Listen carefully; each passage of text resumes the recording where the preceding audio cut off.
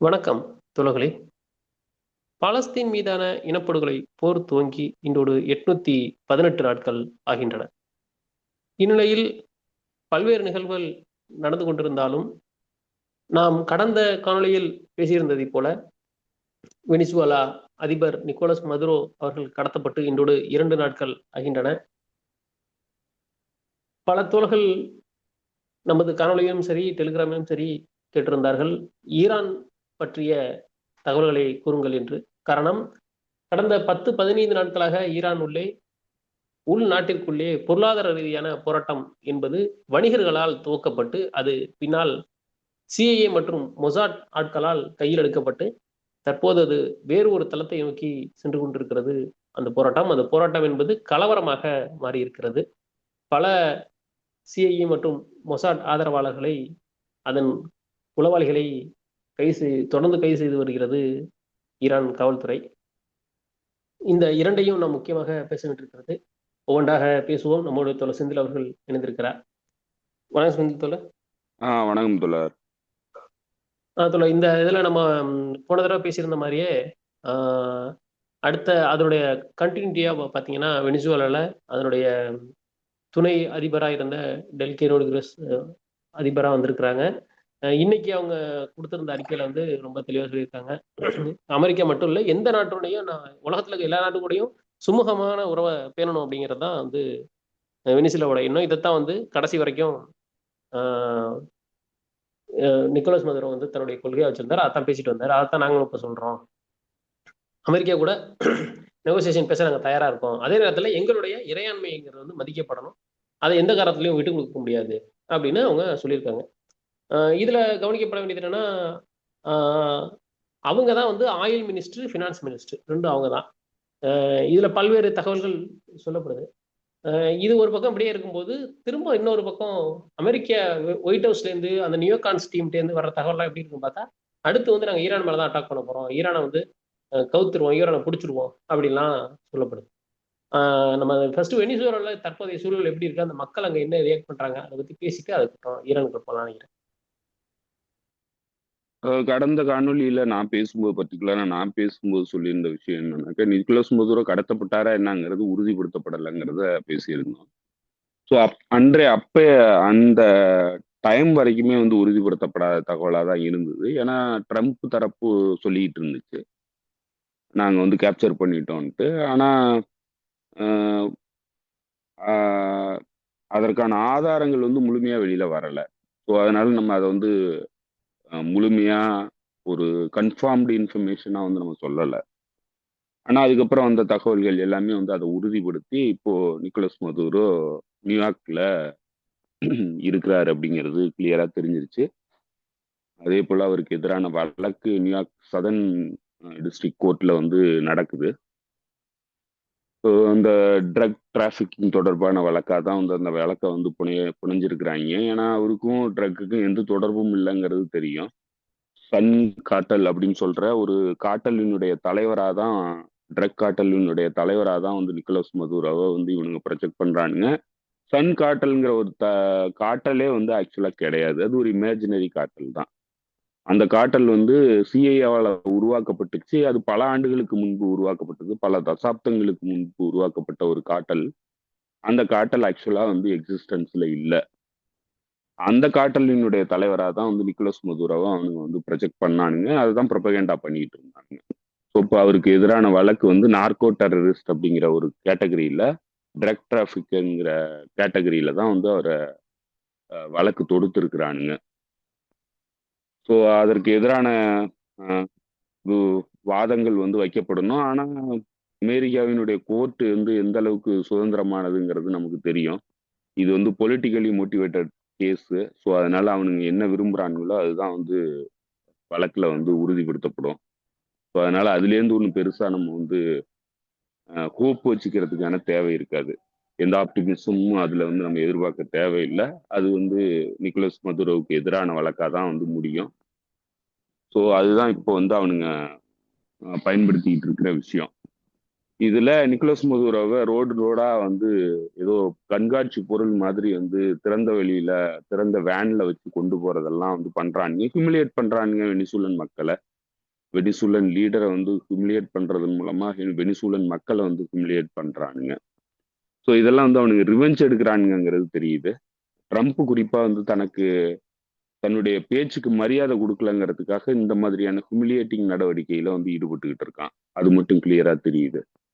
நீங்க எல்லாருமே வந்து கேங்ஸ்டர் மாஃபியா மாதிரி தான் அன்னைக்கு வந்து இயங்கிட்டு இருக்கானுங்க. அவனுங்களுக்கு எந்த சர்வதேச விதிகளும் இல்லை. அதனால இனிமே வந்து சர்வதேச விதிகளை பத்தி எல்லாம் பேசுறதுக்கு தேவையே இல்லை. எந்த சர்வதேச விதியும் இன்னைக்கு கிடையாது. மாஃபியா ரூல் நடக்குது. எவனால முடியுதோ அவன் வந்து எதை வேணாலும் பண்ணலாங்கிற நிலை தான் இருக்கு.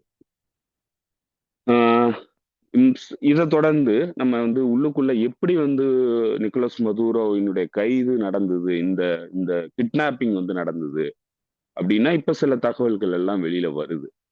அதுல கியூபன் பிரசிடென்ஷியல் கார்ட்ஸ், அதாவது நிக்கோலஸ் மதுரோவுக்கு கியூபால இருந்து வந்த கார்டு, அதாவது பாதுகாவலர்கள் தான் வந்து அவருடைய பாதுகாப்பை வந்து பார்த்துக்கிட்டு இருந்திருக்கிறாங்க.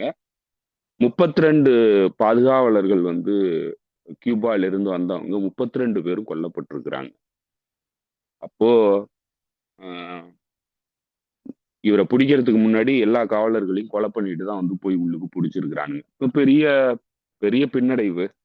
கியூபன் ஸ்பெஷல் ஃபோர்ஸஸ் வந்து அவருக்கு ப்ரொடெக்ஷன் கொடுத்துட்டு இருந்த ஸ்பெஷல் ஃபோர்ஸஸ் வந்து தாக்கு பிடிக்கலங்கிறது தெரியுது, எதிர்த்து நிக்க முடியல அப்படிங்கிறது தெரியுது. அந்த அளவுக்கு வலுவான ஒரு தாக்குதலை நடத்தி தான் வந்து உள்ளுக்கு நுழைஞ்சு நிக்கோலஸ் மதுரோவை தூங்கிட்டு இருந்தவர் தான் வந்து பிடிச்சிருக்கிறானுங்க.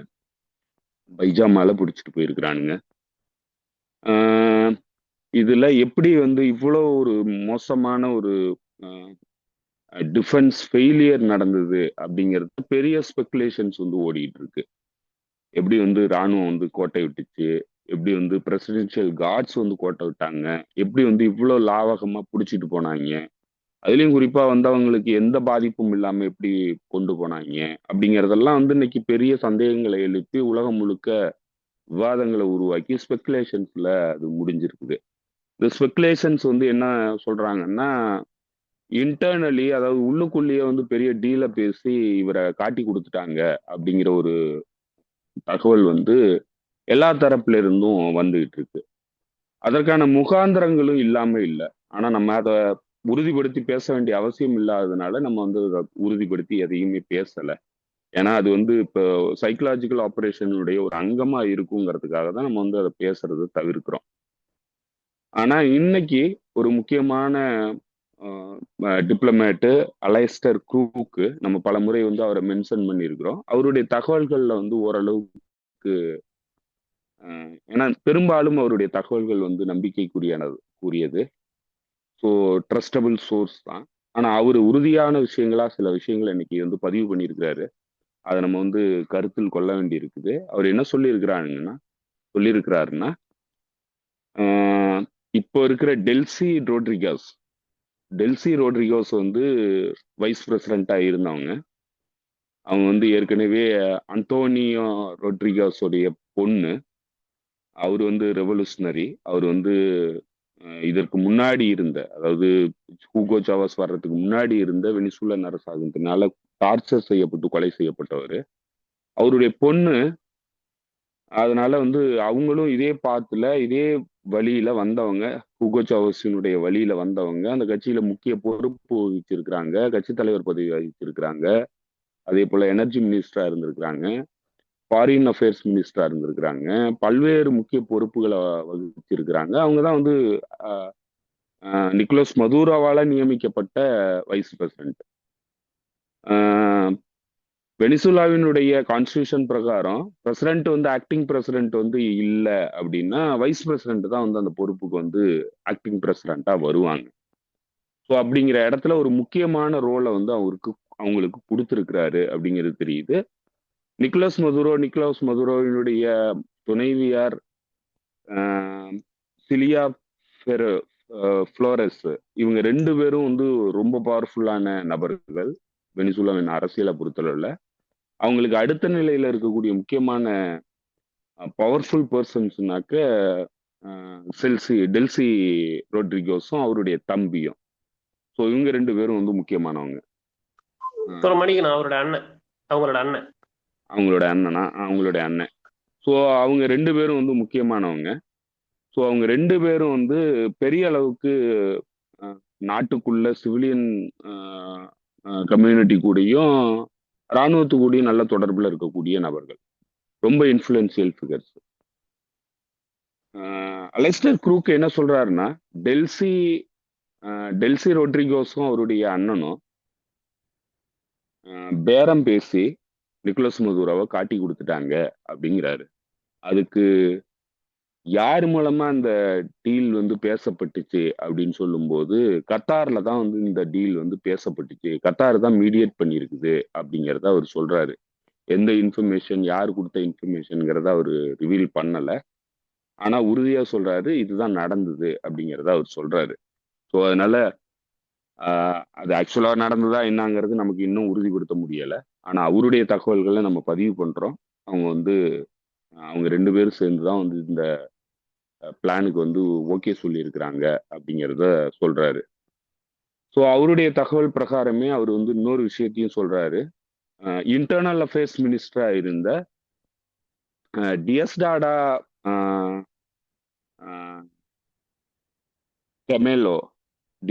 கெமேலோங்கிறவர் வந்து இன்டீரியர் அஃபேர்ஸ் மினிஸ்டர். அவரு வந்து இவர் மட்டும் இல்ல, அலெஸ்டர் க்ரூக் மட்டும் இல்ல, மேக்ஸ் ப்ளூமென்தால் வந்து பேசும்போது சொல்றாரு. மேக்ஸ் ப்ளூமென்தால் என்ன சொல்றாருன்னா, அவருக்கு வந்து வெனிசூலன் அரசியல், அதாவது இந்த கட்சி, இந்த வெனிசூலன் சோசியலிஸ்ட் பார்ட்டியினுடைய கேடர்ஸ் கூடயும் அமைப்பு, கிராஸ் ரூட் அமைப்பு கூடயும் யூனியன்ஸ் கூடயும் வந்து நெருங்கிய தொடர்புல இருக்கிறவர் அவர் தான் அப்படின்னு சொல்றாரு. அதே போல இராணுவத்திலையும் வந்து நெருங்கிய தொடர்புல இருக்கிறவரு அப்படிங்கிறாரு. செவிஸ்டா இராணுவத்தினுடைய பொலிவேரியன் ரெவல்யூஷனுடைய இராணுவத்தின் கூட நெருங்கிய தொடர்புல இருக்கக்கூடியவர் அவரு தான் அப்படின்னு சொல்றாரு. நிக்கோலஸ் மதுரோவுக்கு அடுத்த நிலையில அவரு தான் வந்து எல்லாரு கூடயும் வந்து லிங்க் வச்சிருக்கிறவரு அப்படின்னு சொல்றாரு. அவரு கியூபா வந்து போயிருக்கிறாரு, அதாவது இந்த சம்பவம் நடக்கும்போது அவர் கியூபால இருந்திருக்கிறாரு அப்படின்னு அலெஸ்டர் க்ரூக் சொல்றாரு. இந்த சம்பவம் முடிஞ்சதுக்கு அப்புறம் தான் அவர் வந்து வெனிசூலா வந்தாரு அப்படின்னு சொல்றாரு. இப்போ அவரு டெல்சி ரோட்ரிகோஸ்க்கு எதிரான நிலைப்பாடு எடுத்தாருன்னா அந்த நாட்டுல வந்து உள்நாட்டு கலவரம் மிகப்பெரிய அளவுக்கு, உள்நாட்டு போர் வந்து வெடிக்கிறதுக்கு வாய்ப்பு இருக்கு அப்படின்னு சொல்றாரு. ஸோ அது எந்த மாதிரியான சூழ்நிலைகளை வந்து திரும்ப உருவாக்கும் அப்படிங்கிறது தெரியல. ஆனா இன்றைய சூழ்நிலையில அந்த மாதிரியான ஒரு உள்நாட்டு போர் உருவானுச்சுன்னா அது சரியான சந்தர்ப்பமா அமெரிக்கன் எம்பையரை பொறுத்தளவுல போகுங்கிறதுனால அதை அவாய்ட் பண்றதுக்கான வாய்ப்பு இருக்கு அப்படின்னு நம்ம பார்க்க முடியுது. ஏன்னா இப்ப இந்த இடத்துல பண்ணாங்கன்னா இந்த டயத்தை பயன்படுத்தி அமெரிக்கா வந்து இன்ஃபில்ட்ரேட் பண்ணி உள்ளுக்கு வந்து நேரடியான போர்ல ஈடுபடுறதுக்கான வாய்ப்பு இருக்கு. ஸோ அதை மேபி வந்து அவாய்ட் பண்றதுக்கு அவங்க வந்து இப்போதைக்கு இதை பெருசா ஹேண்டில் பண்ணாம அப்படியே இருக்கிறது அப்படியே ஸ்டேட்டஸ்கோவா வந்து மெயின்டைன் பண்றதுக்கு நிறைய வாய்ப்பு இருக்கு. ஆனா இதுதான் நடந்திருக்கு அப்படிங்கிறத அவர் உறுதியா சொல்றாரு. ஆனா இதை நம்மளால உறுதியா ஏத்துக்க முடியுதா அப்படின்னா, வெனிசூலாக்குள்ள இருந்து வரக்கூடிய சோர்சஸினுடைய தகவல்கள் என்னன்னா அந்த மாதிரிலாம் அவங்க எதுவும் பார்க்கல. டெல்சி ரோட்ரிகோஸ் வந்து பெரிய அளவுக்கு பொலிவேரியன் ரெவல்யூஷன்ல ரொம்ப நம்பிக்கை கொண்டவங்களா தான் வந்து அவங்க பாக்குறாங்க. அவங்களுடைய கமாண்டுக்கு கட்டுப்பட்டு நடப்போங்கிறத சொல்றாங்க. அதே போல டெல்சி ரோட்ரிகோஸ் வந்து தெளிவுபடுத்தி பேசுனது என்னன்னாக்க, நிக்கோலஸ் மதுரோவினுடைய பொசிஷனும் அதுதான். நிக்கோலஸ் மதுரோ வந்து அமெரிக்கா கூட நான் பேச்சுவார்த்தை எல்லாம் நடத்த மாட்டேன், உனக்கு நான் எந்த கன்செஷனும் கொடுக்க மாட்டேன்னுலாம் சொல்லல. உங்க கூட பிசினஸ் உறவுகளை வச்சுக்கிறதுக்கு தயாரா இருக்கிறோம், உங்க கூட உங்க நிறுவனங்கள் இங்க வர்றதுக்கு நாங்க எந்த தடையும் விதிக்கல, நீங்க வரலாம், நீங்க வந்து இன்வெஸ்ட் பண்ணலாம், நீங்க வந்து எண்ணெய் சுத்திகரிப்பு பண்ணலாம், பிசினஸ் பண்ணலாம் அப்படிங்கறத ஆரம்பத்துல இருந்தே சொல்றாரு. ஒரு காலமும் வந்து தடுத்துலாம் நிறுத்தல, ஹூகோ சாவஸ் காலத்துல இருந்தே தடுத்துலாம் நிறுத்தல. அவங்க சில கண்டிஷன்ஸ் போடுறாங்க, எங்க ஆயில் எடுக்கணும்னா இந்த கண்டிஷன்ஸை நிறுவனங்கள் ஃபாலோ பண்ணணும்னு சொல்றாங்க. அப்ப எக்ஸான் மொபைல் வந்து அதை பண்ணிட்டு இருந்தது, இல்ல நான் பண்ணலன்னு சொல்லிட்டு வெளியேறிடுச்சு.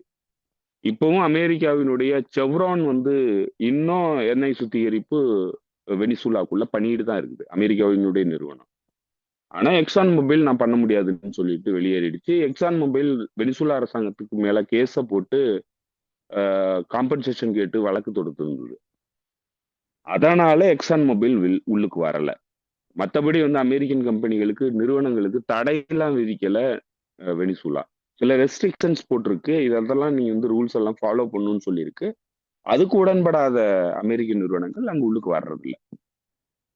அதனால இது ஒண்ணும் புது பொசிஷன்லாம் கிடையாது. இன்னைக்கு டெல்சி ரோட்ரிகோ சொல்றது வந்து புது பொசிஷன்லாம் கிடையாது. நிக்கோலஸ் மதுரோ இதைதான் சொன்னாரு. கடந்த முறை பேசும்போது கூட அதைத்தான் சொன்னாரு. அமெரிக்கா கூட நான் வந்து பேச்சுவார்த்தையில ஈடுபடுறதுக்கோ இல்ல அமெரிக்காவுக்கு அமெரிக்க நிறுவனங்கள் இங்க வர்றதுக்கு தடை விதிக்கிறதோ நான் பண்ணல. அதெல்லாம் பண்ணணும், வரட்டும், வந்து பண்ணட்டும், அவங்க இன்வெஸ்ட்மெண்ட் பண்ணட்டும், அவங்க தொழிலை வந்து நடத்தட்டும் அப்படிங்கிறது தான் அவருடைய பொசிஷனாக இருந்தது. இதை தான் வந்து கடந்த கிட்டத்தட்ட ட்ரம்ப் ஆட்சிக்கு வந்ததுல இருந்து ஸ்பெஷல் ஆன்வாய் மூலமா இதை தான் வந்து பேச்சுவார்த்தையில நடத்திக்கிட்டும் இருந்தாரு. ஸோ அதனால புது பொசிஷன்லாம் கிடையாது டெல்சி ரோட்ரிகோஸ் சொல்றது இன்னைக்கு. ஆனா டெல்சி ரோட்ரிகோஸ் சொல்றதுல எதையாவது ஏத்துக்கக்கூடிய நிலையில அமெரிக்க நிர்வாகம் இருக்கா அப்படின்னா, அப்படி ஏத்துக்கக்கூடிய நிலையில இருந்திருந்ததுனாக்க நிக்கோலஸ் மதுரோ சொன்னதையே வந்து ஏத்து இருக்கணும். ஏன்னா நிக்கோலஸ் மதுரோ இதையே தான் சொன்னாரு. அப்ப நிக்கோலஸ் மதுரோ வந்து ஏத்துக்கல, டெல்சி ரோட்ரிகோ சொல்றதை ஏத்துக்கிறாங்கன்னாக்க ஏதோ டீல் செய்யப்பட்டிருக்கு அப்படிங்கிறத நம்மளால புரிஞ்சுக்க முடியும். இப்ப நிக்கோலஸ் மதுரோ தான் பிரச்சனை அப்படிங்கிறத அமெரிக்க நிர்வாகம் பார்க்குது. இல்லைன்னா வேற என்ன இதுக்கு நம்ம வந்து ஸ்பெகுலேஷன் பண்ண முடியும்னா, அமெரிக்காவுக்கும் இவங்களுக்கும் இருக்கிற சிக்கல் என்னன்னாக்க, நிக்கோலஸ் மதுரோ ரொம்ப ரிஜிடா இருக்கிறாரு. அதனால நிக்கோலஸ் மதுரோ நீக்கணுங்கிறத நோக்கமா வச்சிருக்கிறாங்க அப்படின்னு நம்மளால பார்க்க முடியுது. நிக்கோலஸ் மதுரோவை நீக்கிட்டு இல்லைன்னா வேற வேற வகையில என்ன வகையில நம்ம பார்க்கலாம்னா, இந்த பிரச்சனையை வந்து ஆரம்பிச்சிட்டாரு ட்ரம்ப். உள்நாட்டுக்குள்ள ஏகப்பட்ட பிரச்சனை இருக்குது. உள்நாட்டுக்குள்ள இதுக்கு எதிர்ப்பு பெரிய அளவுக்கு எதிர்ப்பு இருக்குது. ஆரம்பிச்சு முன்னாடி ஸ்டெப் எடுத்து வச்சு போனதுக்கு அப்புறம் வந்து 25% தன்னுடைய ராணுவ வலிமையை வந்து கொண்டு போய் கரீபியன் தீவுகள்ல நிலைநிறுத்தினதுக்கு அப்புறம் பேக் அடிச்சு வர முடியாது. ஏன்னா அங்க உள்ளுக்கு இறங்கினாக்க பெரிய சிக்கல் வருங்கிறத உணர்ந்ததுனால ஒரு ஃபேஸிங் ஆப்ரேஷனா வந்து நிக்கோலஸ் மதுரோவை பிடிச்சி தன்னுடைய வெஞ்சியன்ஸை தீர்த்துக்கிட்டதுக்காக பண்ணதா அப்படிங்கிறதையும் நம்ம பார்க்க வேண்டியிருக்கு. ஆனா ஜென்ரலா வந்து அமெரிக்கன் எம்பையரை பொறுத்தளவுல இந்த பகுதியை வந்து தன்னுடைய முழு கட்டுப்பாட்டுல கொண்டு வரணுங்கிறதுல ரொம்ப தீவிரமா இருக்கு. அதை வந்து இப்ப இன்னைக்கு செயல்பாட்டுக்கு கொண்டு வந்துட்டு இருக்கு. அந்த பின்னணியில பார்த்தோம்னாக்க இது நிக்கோலஸ் மதுரோவுக்கு மட்டும் இந்த பகுதியில ஏற்படுறது இல்ல, வெனிசுலாவுக்கு மட்டும் ஏற்படுறது இல்ல.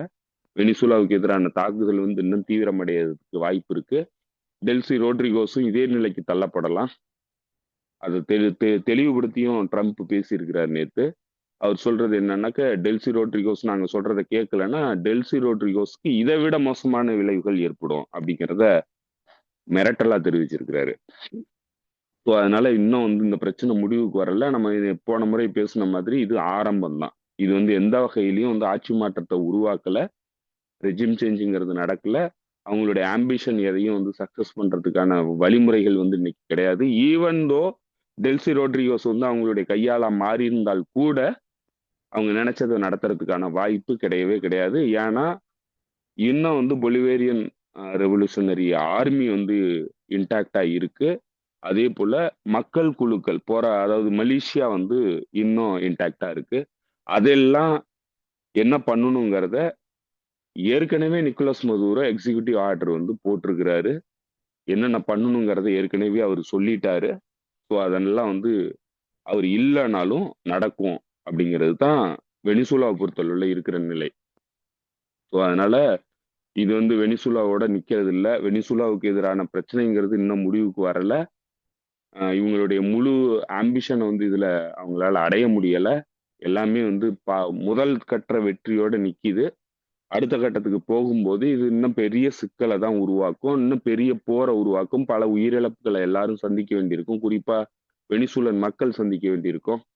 இந்த பகுதியே வந்து அமைதி நிலைகுலைஞ்சு போக வேண்டிய சூழ்நிலைக்கு தான் தள்ளப்படும். ஸோ அதை நோக்கி தான் போறாங்க. இந்த இந்த சம்பவத்தை வந்து அவங்க எடுத்துக்காட்டா காமிச்சு ஈரானை வந்து எச்சரிக்கை கொடுக்குறாங்க. ஈரானுக்கு இதை பார்த்துக்கிட்டோம், ஈரானுக்கு வந்து என்ன நடக்க போகுதுங்கிறது இதுல இருக்கு அப்படிங்கிறத இஸ்ரேல் தரப்புல இருந்தும் சொல்றாங்க, அமெரிக்கன் தரப்புல இருந்தும் சொல்றாங்க. அதே மாதிரி ட்ரம்ப் பேசும்போது சொல்றாரு, கியூபா தான் என்னுடைய அடுத்த டார்கெட் அப்படிங்கிறத வெளிப்படையா பேசுறாரு. கியூபாவினுடைய பிரசிடென்ட் வந்து இன்னைக்கு பேசும்போது சொல்லியிருக்கிறாரு, வெனிசுலாவுக்காக நாங்க உயிரை கொடுக்கறதுக்கு தயாரா இருக்கிறோம். எங்களுடைய லைவ் தான் வந்து வேணும்னா, எங்களுடைய உயிர் வேணும்னா நாங்க கொடுக்கறதுக்கு தயாரா இருக்கோம். வெனிசுலாவை ப்ரொடெக்ட் பண்றதுக்கு நாங்க தயாரா இருக்கிறோங்கிறத சொல்றாரு. ஏன்னா இது வெனிசுலாவுக்கு எதிரான சண்டை மட்டும் கிடையாதுங்கிறத அவங்க தெளிவா உணர்ந்திருக்கிறாங்க. அதனால கியூபா வந்து ஒருவேளை வெனிசுலாவுக்கு எதிரான போருங்கிறது வந்ததுனாக்க கியூபாவும் அந்த போர்ல வந்து பங்கெடுக்குங்கிறது நமக்கு கிளியரா தெரியுது. அதோட நிக்கல அதோட நிக்கல ட்ரம்ப் வந்து வேற யாரெல்லாம் வந்து பேசியிருக்கிறாருன்னா, மெக்சிகோவினுடைய பிரசிடென்ட்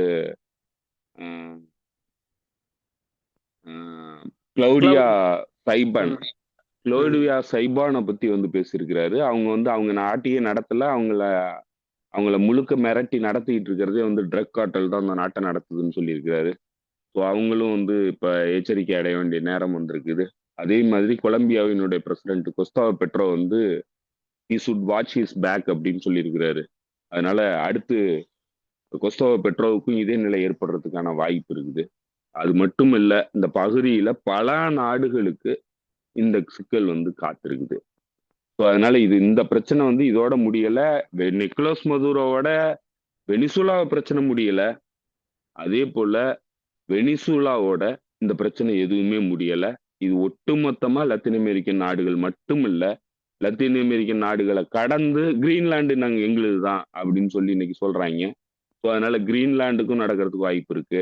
ஏற்கனவே கனடா வந்து 51வது மாநிலம் மாகாணம் ஸ்டேட் மாநிலம்னு சொன்னாங்க. அதனால கனடாவுக்கும் இது ஏற்படுறதுக்கு வாய்ப்பு இருக்கு. இன்னும் அவனுங்களை அதை வந்து உணரவே கிடையாது. கனடாவுக்கும் இதே நிலை ஏற்படுறதுக்கான வாய்ப்பு இருக்குது. ஸோ அதனால இது வந்து எல்லா வகையிலையும் எல்லா நாடுகளுக்கும் யாரெல்லாம் வந்து இவங்க எச்சரிக்கை கொடுத்துருந்தாங்களோ அந்த நாடுகள் எல்லாத்துக்குமே வந்து இந்த த்ரெட் வந்து அடையாளமா போயிருக்குது. ஸோ அதனால இதுல அடுத்து என்ன நடக்கும், எங்கெங்கெல்லாம் இது போக போகுது அப்படிங்கறதெல்லாம் தெரியல. ஆனா இது வந்து ஒரு மிகப்பெரிய ஹிஸ்டாரிக்கல் டேர்னிங் பாயிண்டா இந்த காலகட்டம்ங்கிறது 2026 காலகட்டம்ங்கிறது அமைய போகுதுங்கிறது மட்டும் நம்மளால உறுதியா சொல்ல முடியும். Okay sir. அதுல இப்ப நீங்க பேசிக்கிட்டு இருந்ததே நேரத்துல நிறைய தகவல்கள் நடந்திருக்குது, நிறைய விஷயங்கள் நடந்திருக்கு. ஒவ்வொன்றா நம்ம அப்படியே ஒரு பாயிண்டா சொல்லிடுறேன்.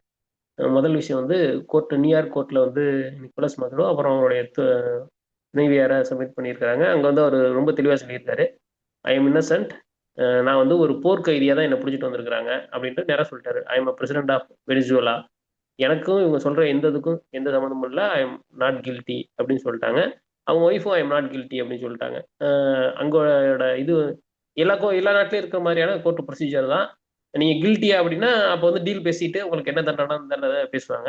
நாட் கில்ட்டி அப்படின்னா அது வந்து ட்ரையலுக்கு போகும். ஸோ ட்ரையலுக்கு போகணும்னு இடத்துக்கு நவுந்துருக்குது. முக்கியமா வந்து இதுக்கு நிக்கோலஸ் மதுரோடைய லாயரா வந்திருக்கிறவர் யாருன்னா, ஜூலியன் அசஞ்சாவுக்காக வாதாடின பெர்ரி பெர்ரி பொலக் அப்படின்றவர் தான் அதுக்கு வந்து இவரோட இதாக வந்திருக்கிறாரு.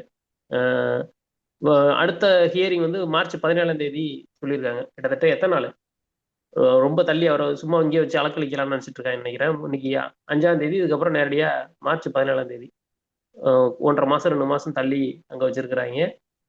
அதே போல வந்து நாங்க பெயில் இப்போதைக்கு கேட்கல, ஆனா லேட்டரா வந்து நாங்க பெயில் கேட்கறது ஐடியால இருக்கிறோம் அவருக்கு.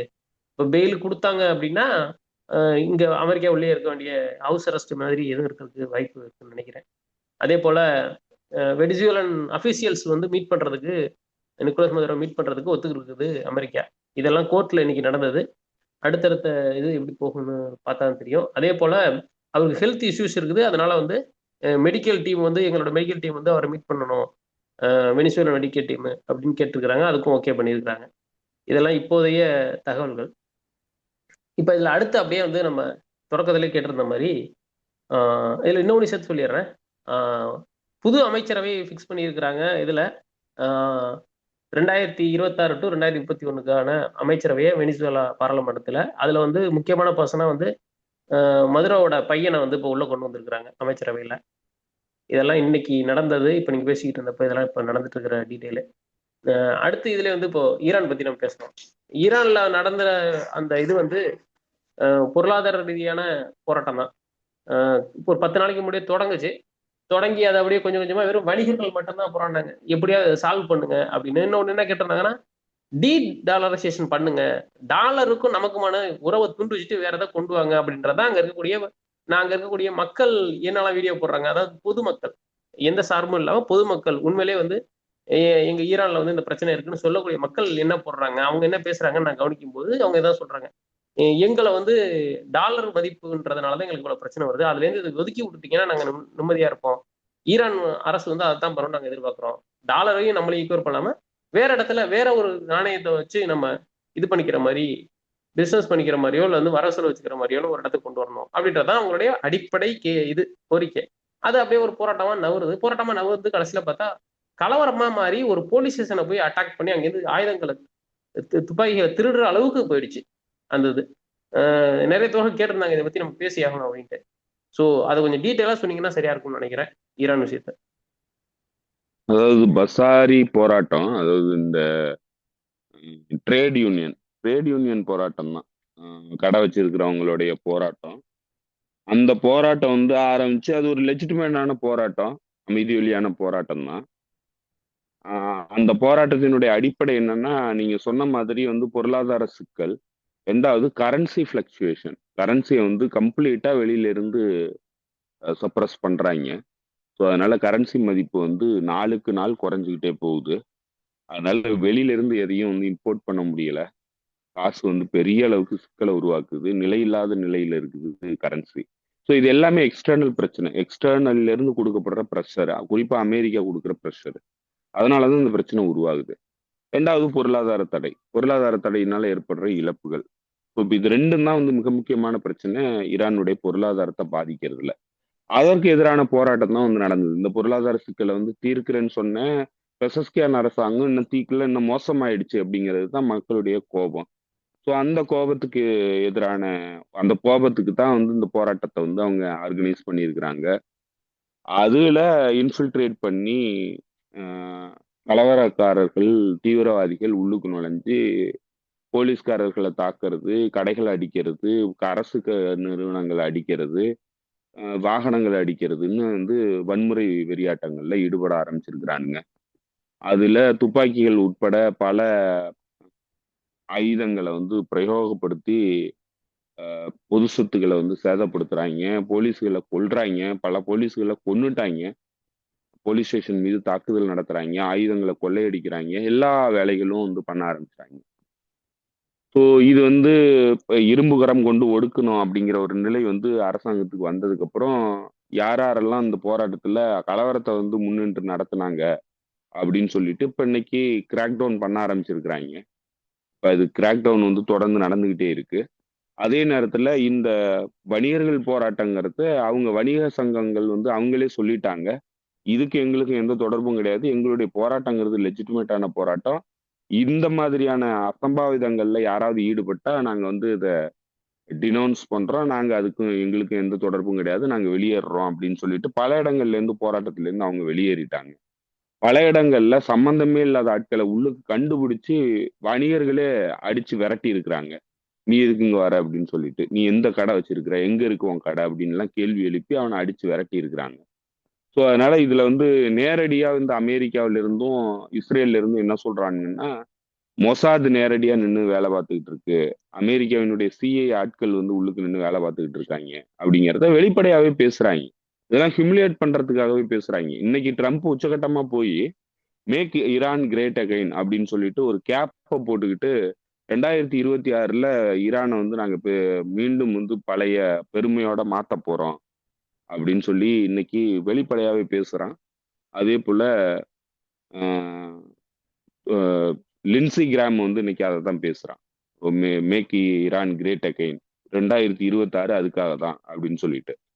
அதே நேரத்துல ட்ரம்ப் வந்து மாரிலோகாவில் வந்து இவன் நெதன்யாகு போர்க்குற்றவாளி நெதன்யாகு சந்திச்சு பேசும்போது இதற்கான அப்ரூவல் வந்து வாங்கிட்டதா தான் வந்து தகவல்கள் வருது. குறிப்பா வந்து ஹீப்ரு ஊடகங்கள்ல வர தகவல்கள் வந்து ஈரான் மீது நடத்துறதுக்கான தாக்குதலுக்கு அப்ரூவல் வாங்கியாச்சு அப்படின்னு தான் சொல்லி பேசுறாங்க. ஸோ அதனால போர் வந்து இப்போ கிட்டத்தட்ட நெருங்கி வந்துருச்சு. எப்போ ஆரம்பிக்க போகுதுன்னு தான் தெரியல. கூடிய விரைவில் வந்து போர் ஆரம்பிக்கிறதுக்கான வாய்ப்புகள் ரொம்ப அதிகமா இருக்குது. அதற்கான சகிம்சைகள் எல்லாமே தெரிய ஆரம்பிச்சிருச்சு. அவனுங்க நேரடியா பேச ஆரம்பிக்கிறானுங்க. அடுத்து எப்ப வேணாலும் தாக்குதல் நடக்கும் அப்படின்னு சொல்லிட்டு ஹீப்ரு ஊடகங்கள் வந்து எழுத ஆரம்பிக்கிறாங்க. இது ரொம்ப லேட் ஆயிடுச்சு, ஆல்ரெடி லேட் ஆயிடுச்சு, இந்நேரம் பண்ணியிருக்கணும் அப்படின்னு சொல்லிட்டு எழுத ஆரம்பிக்கிறாங்க. ஸோ இந்த மாதிரி எழுத ஆரம்பிச்சாங்கன்னா கூடிய விரைவில் வந்து போரை வந்து ஆரம்பிக்க போறாங்கிறத நம்மளால பார்க்க முடியும். ஸோ இன்னைக்கே பல இடங்கள்ல லெபனான்ல, தெற்கு லெபனான்ல தாக்குதல்கள் ஆரம்பிச்சிருக்குது. அது வந்து ஈரானுக்கு எதிரான தாக்குதலுக்கு முன்னோட்டமா வந்து இந்த தாக்குதல்கள் வந்து ஆரம்பிச்சிருக்குது. ஸோ அப்ப எப்ப ஆரம்பிக்க போகுது? மேபி இன்னைக்கு நைட்டே கூட அவனுங்க பண்றதுக்கு வாய்ப்பு இருக்கு. எப்ப வேணாலும் வந்து இந்த போர் வந்து ஆரம்பிக்கிறதுக்கான வாய்ப்பு இருக்கு. இந்த அன்ரெஸ்ட், அதாவது உள்ளுக்குள்ள இன்ஃபில்ட்ரேட் பண்ணி இருக்கிற இந்த மொசாத் ஏஜென்ட்டுகளை வச்சுக்கிட்டு நடத்திக்கிட்டு இருக்கிற இந்த கலவரத்துக்கு மத்தியில அஹ், வெளியில இருந்து தாக்குதல் நடத்துறதுக்கான பிளானிங் பண்றதுக்கு நிறைய வாய்ப்புகள் இருக்கு. ஸோ அதை தான் வந்து இப்ப இன்னைக்கு அவனுங்க பிளான் பண்ணி பண்ணிட்டு இருக்கிறானுங்க. வெனிசுலாவை வந்து அடையாளமா காட்டுறானுங்க. வெனிசுலாவினுடைய மதுரோவுக்கு என்ன நிலை ஏற்பட்டுச்சோ அது வந்து அயத்துல்லா அலி கமேனிக்கு வந்து ஏற்படும் அப்படிங்கிறத அவனுங்க வெளிப்படையாவே எச்சரிக்கையா சொல்றானுங்க. ஸோ இதுக்கெல்லாம் தயாரிப்பு பணியில் ஈரான் வந்து இறங்கி ஆல்ரெடி அவங்க வந்து மிசைல் டெஸ்ட், அதே போல ட்ரில்லு எல்லாமே பண்ண ஆரம்பிச்சிட்டாங்க. மிலிட்ரி ட்ரில் எல்லாமே பண்ண ஆரம்பிச்சிட்டாங்க. என்னதான் பண்ணாலும் இங்க பிரச்சனை என்னன்னாக்க, இது எல்லாத்தையும் இனிஷியேட் பண்றது இந்த ஆக்சிஸ் ஆஃப் ஈவில் தான். அமெரிக்கன் எம்பீரியல் ஈவில் சக்திகள் தான் வந்து இது எல்லாத்தையும் இனிஷியேட் பண்றவங்க. அவங்க தான் முதல்ல ஆரம்பிக்கிறவங்க. ஸோ அதனால அவங்க ஆரம்பிக்கிறத வந்து நம்மளால எதிர்கொள்றதுக்கு நம்ம தயாரா இருக்கணும். ஆனா அதை எந்த மாதிரி அவனுங்க வந்து அணுக போறாங்க, எந்த மாதிரி அவனுங்க தாக்குதல் இருக்க போகுதுங்கிறத நம்மளால புரிஞ்சுக்க முடியல. அதனால நம்ம பின்னடைவுகளை சந்திக்க வேண்டியிருக்கு. ரெண்டாவது, எலக்ட்ரானிக் வார்ஃபேர் நடத்துறாங்க. இப்ப நிக்கோலஸ் மதுரோ விஷயத்திலயும் வந்து எலக்ட்ரானிக் வார்ஃபேர் பெரிய அளவுக்கு நடந்திருக்குது. ஸோ அதனால நிக்கோலஸ் மதுரோவுக்கு இதுதான் பண்ண போறாங்கிறது எக்ஸாக்டா தெரியாது, எப்ப பண்ண போறாங்கிறது எக்ஸாக்டா தெரியாது. இது எல்லாத்தையும் முடிவு பண்றவனுங்க ஏகாதிபத்திய சக்திகளா இருக்கிறாங்க. ஸோ அதனால நம்மளால என்னதான் வந்து நம்ம பவர்ஃபுல்லா இருந்தோம், நம்ம என்னதான் வந்து திறமையான ஆளா இருந்தோம்னாலும் இந்த மாதிரியான சடன் ஆம்புஷை வந்து நம்மளால எதுவுமே பண்ண முடியாதுங்கிற நிலை தான் இருக்கு. அதுக்கப்புறம் நம்ம சுதாரிச்சு இந்த பிரச்சனையிலேருந்து வெளியில வர்றதுக்கான எல்லா முயற்சியும் எடுக்கலாமே தவிர, எடுத்த உடனே நடக்கிற அந்த அதிரடி தாக்குதல்ங்கிறத நம்மளால எதிர்கொள்றப்ப நிலை குலைஞ்சு தான் போற மாதிரி இருக்கு. அதுதான் நிக்கோலஸ் மதுரோவுக்கு ஏற்பட்டிருக்கு. அதுதான் வந்து ஈரானுக்கும் காத்திருக்குது. காத்திருந்து காத்திருந்து திரும்ப திரும்ப நம்ம அடி வாங்குற நிலையில தான் இருக்கிறோம். ஸோ அதனால ப்ரியம்ப்ட் பண்றது அளவுக்கு நமக்கு பவர் கிடையாது. நம்ம அமெரிக்கன் சக்தியை வந்து ஏகாதிபத்திய சக்திகளை எதிர்த்து ப்ரியம்டிவா வந்து அடிச்சு தாக்குற அளவுக்கு நம்மகிட்ட வலு கிடையாது. எதிர்த்து நம்மளால ப்ரொடெக்ட் பண்ணிக்க தான் முடியுமே தவிர நம்மளால அவனுங்களை அஃபென்சிவா அடிச்சுலாம் வந்து பெரிய அளவுக்கு அவனுங்களை பாதிப்புக்குள்ளாக்க முடியாது. ஸோ அதனால அந்த அந்த வீக்னஸை தான் வந்து அவனுங்க பயன்படுத்துறானுங்க. ஸோ அதனால இப்பவும் அதே நிலை தான் இருக்கு. எப்போ போர் ஆரம்பிக்கும்னு தெரியல. அதனால எப்ப வேணாலும் போர் ஆரம்பிக்கலாம். அது லெபனான்ல மட்டும் ஆரம்பிக்குமா, இல்ல ஈரான்ல மட்டும் ஆரம்பிக்குமா, இல்ல ரெண்டுலயும் சேர்த்து நடக்குமா, இல்ல யமன்லயும் சேர்த்து நடக்குமா, எதையும் இப்ப சொல்ல முடியல. ஆனா எல்லாத்துக்குமே பாசிபிலிட்டி இருக்கு. அதை மட்டும் நம்மளால உறுதியா சொல்லலாம்.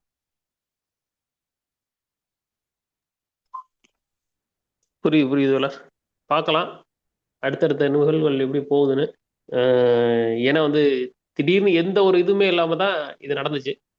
எல்லாரும் சொல்றது என்னன்னா, முதல் நாள் நைட் தான் வந்து ட்ரம்ப் ட்வீட் போட்டாரு, we are ready, fully loaded and ready to secure the protesters in Iran அப்படின்னு. அவங்க சொல்ற ப்ரொட்டஸ்ட்டுங்கிறது அவங்களோட சிஐஏ மற்றும் மொசாத்தோட ஆட்கள். அதில் ஒருத்தனே வெளில வந்து மாட்டின பல பேரில் ஒருத்தன் வந்து உண்மையை ஒத்துக்கிட்டான். எனக்கு வந்து சோசியல் மீடியா மூலியமா வந்து ஒரு மொசாட்டை சேர்ந்த ஒருத்தர், மொசாட்டை சேர்ந்த ஒருத்தர் வந்து எனக்கு வந்து என்னை கண்டக்ட் பண்ணாரு, எனக்கு கொஞ்சம் பணம் கொடுத்தாரு, அதுக்கப்புறம் தான் இதை ஆரம்பிச்சேன் அப்படின்னு அவனே ஒத்துக்கிட்டான். அது போல நிறைய ஆட்கள் இருக்கலாம். பார்க்கலாம், இது வேற எது எப்படி போகுதுன்னு தான் பார்க்கணும். வேற ஏதாவது ஆட் பண்ண வேண்டியிருக்கா தோழர் இன்னைக்கு? கிட்டத்தட்ட பண்ணிட்டோம்னு நினைக்கிறேன். ஒன்றும் பெருசா இல்ல. ரஷ்யா ஓகே யுக்ரைன் பிரச்சனையில வந்து அமெரிக்காவுக்கும் ரஷ்யாவுக்கும் நடக்கிற பிரச்சனை வந்து ரொம்ப சீரியஸ் கட்டத்தை எட்டி இருக்குது. பார்க்கலாம், அது அடுத்து நம்ம பேசலாம் தொடர்ந்து. ஓகே ஓகே தோழர். உங்க நேரத்துக்கு ரொம்ப நன்றி செந்தில் தோழர். தோழர்களுக்கும் நன்றி. நன்றி தோழர், தோழர்களுக்கும் நன்றி. மீண்டும் சந்திப்போம் தோழர்களே. நன்றி, வணக்கம்.